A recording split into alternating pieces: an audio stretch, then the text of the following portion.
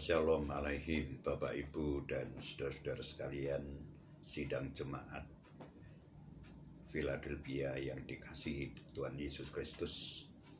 Marilah kita bersyukur kepada Tuhan pada kesempatan ini karena kita bisa kembali bersama-sama untuk menerima kebenaran firman Tuhan.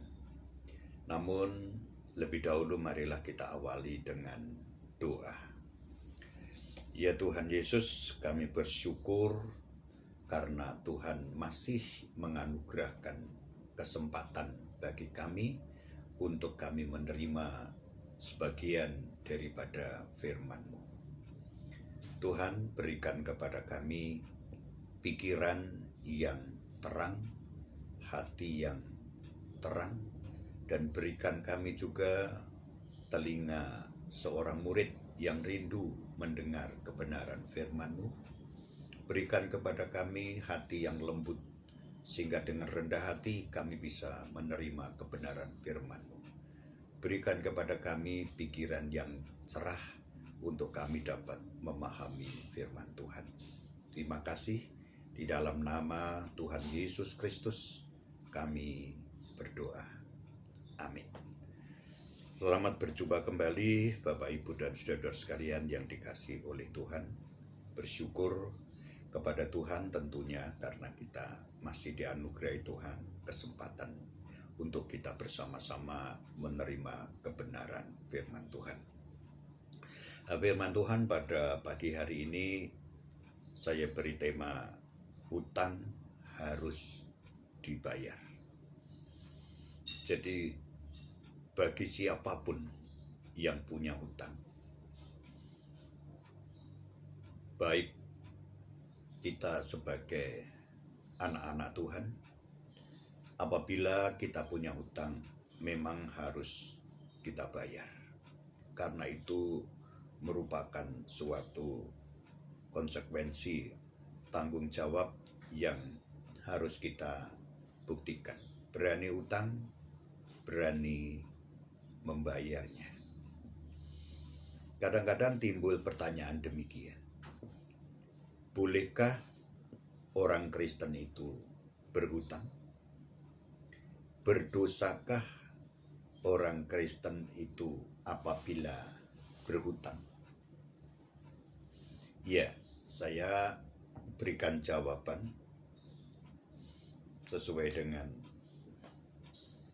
firman Tuhan.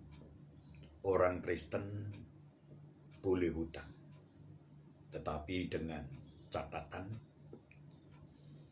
hutang itu adalah ketika kita gunakan untuk kebutuhan yang penting, kebutuhan yang mendesak, misalkan untuk berobat karena kita sedang sakit dan membutuhkan biaya, atau kita boleh berhutang ketika kita menginginkan untuk modal usaha dan lain sebagainya.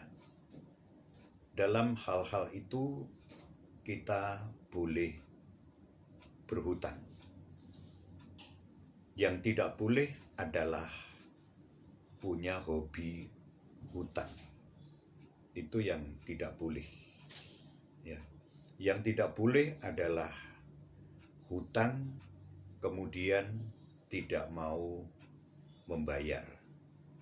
Itu adalah kehidupan orang fasik. Ya, kehidupan orang fasik. Itu adalah mau berhutang tapi tidak mau membayarnya. Mazmur 37 ayat 21. Jadi orang Kristen boleh berhutang kalau itu kepentingan yang mendesak dan untuk kebutuhan yang benar-benar kita perlukan.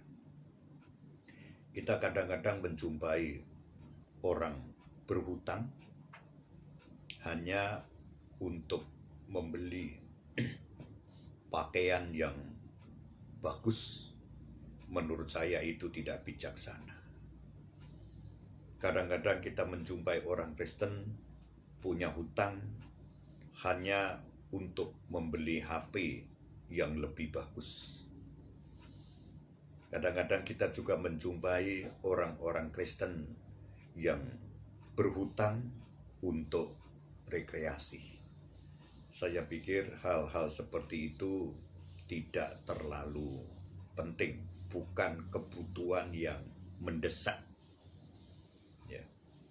Tetapi harus kita sadari orang yang punya hutang, ya. Orang yang punya hutang itu kadang-kadang kehilangan damai sejahtera, ya.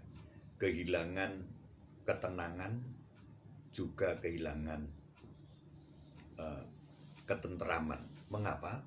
Sebab pikiran kita terganggu, memikirkan hutang, ya. Bulan ini, tanggal ini harus bayar. Ya. Kadang-kadang kita dalam kesulitan untuk membayarnya. Jadi ini juga hal yang mempengaruhi dalam hidup kita, yaitu tidak mengalami damai sejahtera. Ya. Kemudian ketika kita ini punya hutang, ya, kita juga kehilangan kebebasan untuk memberi. Itu kadang-kadang mengganggu, ya.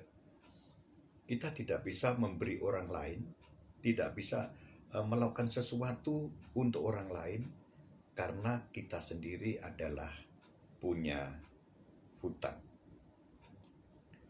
Dan itu kadang-kadang kita juga gagal untuk membayarnya, gagal untuk melakukan pembayaran tepat waktu. Jadi hutang memang konsekuensinya kadang kita kehilangan damai sejahtera, ketenangan, bahkan juga sukacita. Hutang kadang-kadang juga membebani dalam hidup kita tidak ada kebebasan untuk memberi kepada orang lain. Bahkan hutang kadang-kadang juga menimbulkan dalam diri kita itu kehilangan nama baik. Kalau kita memang tidak bisa untuk membayarnya. Walaupun kita niat untuk membayarnya, tapi kita tidak bisa membayarnya, kita kehilangan nama baik kita. Reputasi kita akan hilang. Jadi itu adalah beberapa konsekuensi daripada hutang.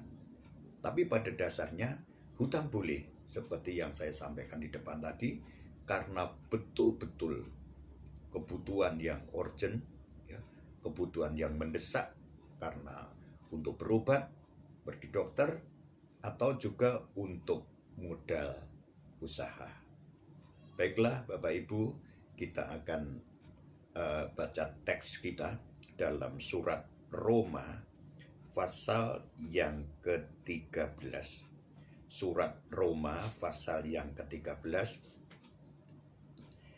pada ayat yang ke-8. Roma 13 ayat yang ke-8. Janganlah kamu berhutang apa-apa kepada siapapun juga. Bagian A saja. Janganlah kamu berhutang apa-apa kepada siapapun juga. Amin. Puji Tuhan, saudara, inilah firman Tuhan yang disampaikan oleh Rasul Paulus. Sebenarnya disadari atau tidak, semua manusia itu punya hutang. Ya, seringkali kita hanya memikirkan hutang itu soal uang, ya. Tetapi dalam banyak hal manusia tidak ada yang sebenarnya tidak punya hutang. Satu contoh, saya berikan contoh, misalkan anak berhutang kebaikan ya terhadap orang tua. Ya. Bagaimana tidak? Sejak dari kandungan ya, kita sudah begitu banyak menerima kebaikan-kebaikan dari ibu kita, dari ayah kita, kemudian pemeliharaan, pendidikan, dan seterusnya. Semua itu adalah jerih lelah daripada orang tua kita. Sehingga anak-anak punya hutang terhadap orang tua. Hutang kebaikan, hutang hormat, ya, hutang ketaatan, dan lain sebagainya. Ya. Karena itu adalah merupakan hal yang memang harus kita sadari. Jadi kita jangan menganggap biasa, anak-anak jangan menganggap biasa. Kita punya hutang kepada orang tua kita, ya, yang sudah berjerih lelah, bekerja keras siang dan malam untuk kelangsungan kehidupan kita, anak-anak, pendidikan anak-anak, ya, kesehatan anak-anak, kebutuhan anak-anak, semua adalah itu dari orang tua. Jadi anak berhutang terhadap orang tua. Bayarnya bagaimana? Bayarnya adalah dengan ketaatan. Bayarnya adalah dengan rasa hormat, menghargai, dan mengasihi orang tua. Memang hutang harus dibayar. Kemudian suami punya hutang terhadap istri. Ini harus disadari. Suami punya hutang terhadap istri. Bagaimana istri sudah begitu melakukan banyak hal untuk suaminya, ya, untuk memasakkan, untuk menyiapkan semua hal kebutuhan dari suami. Ya. Sebaliknya juga demikian. Ya. Istri punya hutang terhadap suami. Kebaikan-kebaikan suami, ya, tanggung jawab suami, kasih suami, ya, kemudian kepedulian suami. Jadi di sini kita melihat suami punya hutang terhadap istri, istri punya hutang terhadap suami, kakak punya hutang terhadap adik, dan adik juga punya hutang terhadap kakak. Hutang kebaikan. Anak punya hutang terhadap orang tua, dan seterusnya. Murid punya hutang terhadap guru, karena dengan dibimbing, diajar, dituntun hari lepas hari, terus menerus menjadi pinter karena guru, ya, banyak pengetahuan karena juga didikan daripada guru. Jadi murid punya hutang terhadap guru. Jadi semua orang sebenarnya tidak ada yang tidak punya hutang. Karena di dalam kehidupan kita bersama, kita menerima kebaikan-kebaikan dari orang lain, pertolongan dari orang lain, pedulian dari orang lain, dan perhatian dari orang lain. Demikian, orang lain juga punya hutang terhadap kita, karena kita juga melakukan banyak hal yang baik untuk orang lain. Jadi kita sadari tidak ada orang yang tidak punya hutang terhadap sesamanya. Ya. Sama-sama punya hutang, dan hutang harus dibayar. Marilah kita membayar hutang-hutang kita dengan kebaikan kepada orang lain. Marilah kita membayar hutang-hutang kita dengan mengasihi terhadap orang lain. Marilah kita membayar hutang-hutang kita dengan mengampuni orang lain. Marilah kita bayar hutang-hutang kita dengan memberi hormat, menghargai orang lain. Jadi semua manusia punya hutang terhadap sesama manusia, siapapun. Ya. Kemudian hal yang kedua, semua orang Kristen punya hutang kepada Allah. Ya. Semua orang Kristen punya hutang terhadap Allah. Coba kita bayangkan, saudara ya. Mungkin hutang kita terhadap Allah itu tidak pernah bisa lunas kita bayar. Ya. Hutang yang tak pernah dapat kita lunasi adalah hutang kita terhadap Allah. Mengapa? Coba kita sadari. Kita ada di dalam dunia ini karena Allah dengan kebaikannya yang menempatkan kita di bumi ini. Kemudian kita bisa hidup, kita bertumbuh, dan kita terpelihara, semua juga karena berkat yang dari Tuhan. Perhatikan matahari yang kita nikmati dengan sinarnya yang hangat dan memberikan kepada kita kesehatan. Marilah kita juga renungkan udara yang kita hirup setiap saat adalah juga anugerah daripada Tuhan. Ya. Jadi, sinar matahari adalah anugerah daripada Tuhan. Kemudian air yang kita minum setiap hari adalah juga merupakan anugerah berkat daripada Tuhan. Bumi yang kita tempati dimanapun juga merupakan anugerah daripada Tuhan. Kemudian pemandangan yang indah, ya. Kemudian banyak hal yang begitu menarik yang dapat kita nikmati di alam semesta ini.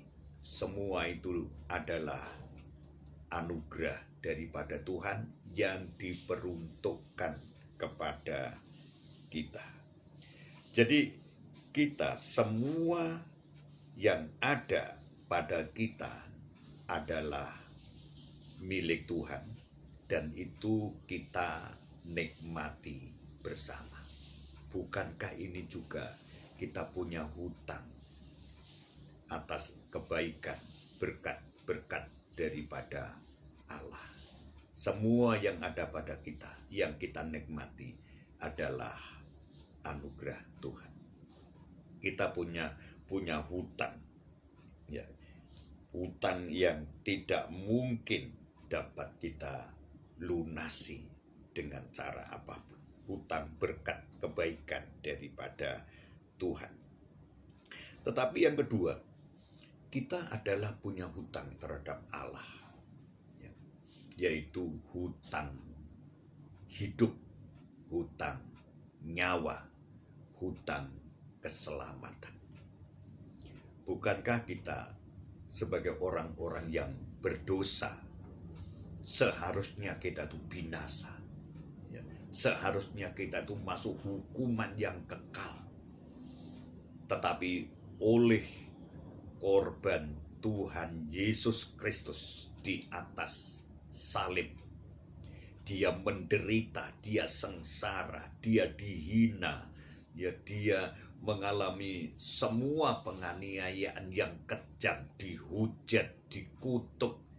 Itu adalah menanggung dosa-dosa kita, memikul setiap pelanggaran-pelanggaran kita.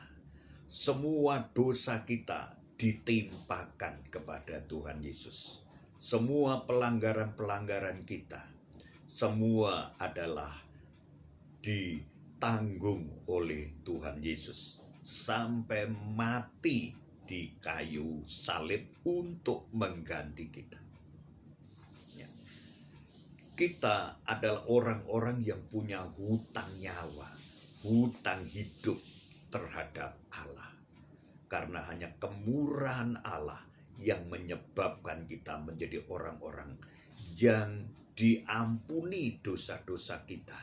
Jadi orang-orang yang diterima di tangannya Tuhan. Jadi orang-orang yang diselamatkan di dalam Yesus Kristus. Karena Dia yang sudah menanggung, memikul semua dosa-dosa kita. Tanpa penebusan Kristus, kita akan binasa kekal di dalam neraka.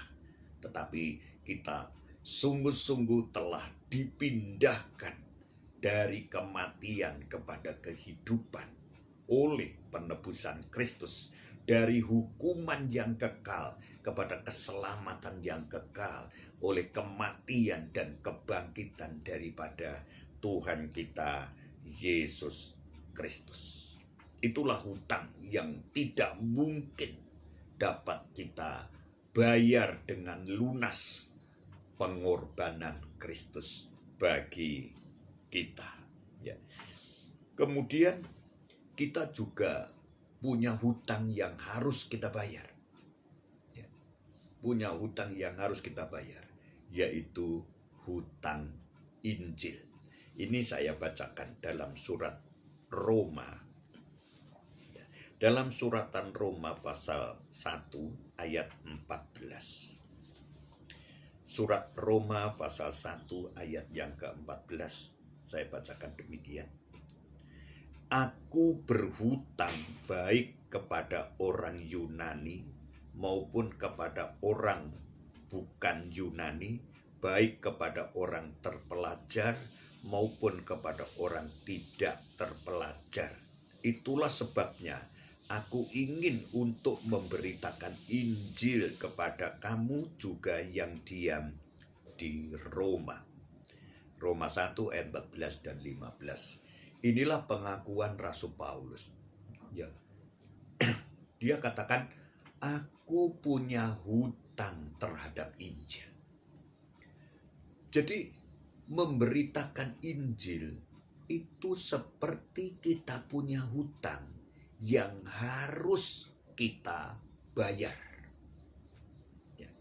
Orang yang tidak memberitakan Injil itu sama dengan orang fasik yang tidak mau membayar hutangnya. Seperti orang berdosa yang dia tidak mau bertanggung jawab atas hutang-hutangnya. Rasul Paulus mengatakan, aku berhutang kepada semua orang, yaitu hutang Injil. Injil harus diberitakan. Kabar kesukaan oleh Tuhan Yesus Kristus harus diberitakan kepada orang terpelajar, kepada orang yang tidak berpendidikan, kepada orang tua, kepada orang muda, kepada anak-anak, kepada semua. Karena semua orang pada dasarnya membutuhkan kabar sukacita, kabar baik, yaitu Injil. Injil, firman adalah pribadinya Tuhan Yesus Kristus. Mari kita sadari Bapak Ibu dan saudara sekalian, kita itu adalah orang-orang yang punya hutang ya, terhadap semua orang, yaitu hutang Injil. Bagaimana mereka bisa diselamatkan kalau tidak mendengar Injil? Dari mana mereka bisa mendengar Injil kalau kita tidak memberitakannya? Mari kita beritakan firman Tuhan, kabar kesukaan, kabar keselamatan, kabar baik ini kepada semua orang, yaitu Injil. Ya, jangan yang lain yang kita beritakan. Ya, yang kita beritakan adalah apa yang dibutuhkan oleh semua orang, yaitu keselamatan melalui Injil, melalui korbannya Kristus Yesus Kristus sebagai juru selamat. Ya. Saudara berutang, menantu berutang kepada mertua, karena Injil harus diberitakan. Mertua juga punya hutang terhadap menantu karena Injil harus diberitakan. Orang tua punya hutang terhadap anak karena Injil harus diberitakan. Kemudian juga seorang mertua, seorang menantu pun masing-masing punya hutang, yaitu memberitakan Injil. Injil itu mutlak harus diberitakan. Kabar baik, kabar sukacita, kabar kesukaan diberitakan. Karena mereka itu adalah membutuhkan, sangat-sangat membutuhkan. Ya. Jadi tanggung jawab kita itu seperti kita punya hutang, harus kita bayar. Kalau kita menyadari kita orang-orang yang benar-benar ya, telah diselamatkan, kita punya hutang untuk memberitakan kabar baik ini kepada orang lain supaya diselamatkan. Saudara, kita punya hutang kepada seluruh keluarga kita, yaitu hutang Injil. Mereka harus mendengar, mereka harus benar-benar menerima, mengerti supaya mereka diselamatkan. Baru kita itu lunas bisa membayar hutang kita. Puji Tuhan, jadi hutang harus dibayar. Orang Kristen boleh berhutang, ya, tetapi kita harus benar-benar menyadari tanggung jawab kita, hutang harus dibayar. Dan jangan punya hobi hutang soal uang. Jangan kita punya hutang kemudian tidak membayar, itu berdosa. Ya, sesungguhnya kita punya hutang kebaikan terhadap semua manusia. Kita punya hutang terhadap Allah yang tidak mungkin dapat kita bayar secara lunas, tapi anugerahnya begitu luar biasa kepada kita. Ya, kita punya hutang, yaitu memberitakan Injil kepada semua orang, dan ini harus kita laksanakan. Yesus Kristus sebagai Tuhan dan Juru Selamat akan menyertai, memberkati, melindungi kita semuanya. Amin. Tuhan memberkati kita. Kita tunduk kepala. Ya Tuhan Yesus, terima kasih untuk kebenaran firman. Karena firman-Mu lah yang memberikan pencerahan dalam hidup kami. Berkatilah kami yang mendengarkan firman ini dan beri kemampuan untuk kami dapat melakukannya dengan baik dan benar. Seluruh jemaat GBPS Philadelphia Wage khususnya, Tuhan memberkati, melindungi, memberi kesehatan jasmani dan rohani. Di dalam nama Tuhan Yesus, haleluya, amin. Tuhan Yesus memberkati kita semua.